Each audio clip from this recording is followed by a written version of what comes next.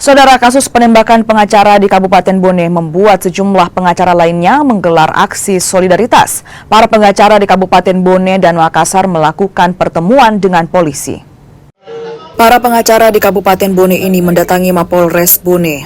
Mereka menggelar pertemuan dengan Kapolres Bone sembari mempertanyakan perkembangan kasus penembakan rekan mereka hingga meninggal dunia. Rekan korban menyebut sebelum meninggal dunia, korban sempat menangani sejumlah kasus. Terakhir, korban sempat berkunjung ke Mapolres Bone pada tanggal 31 Desember 2024 sebelum terjadinya penembakan. Yang sementara melakukan pelaporan, ada pelaporan waktu per tanggal 31, rekan kami ini masih sama-sama dengan almarhum Mapolres terkait dengan ada pelaporan penyerobotan atau perusakan. Dan kalau tidak salah dari informasi sudah ditetapkan tersangka. Apakah terkait atau tidak, kami betul-betul menyerahkan sepenuhnya kepada Polres Bone selaku penyidik dalam lidik maupun penyidikan nanti.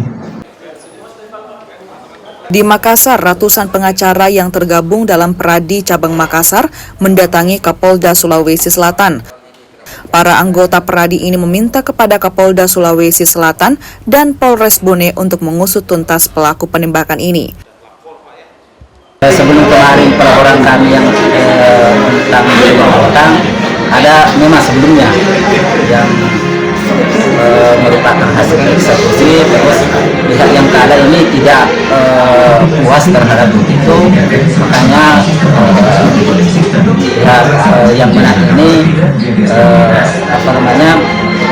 melakukan pelaporan yang menunjuk kepada rekan kami, yaitu saudara almarhum,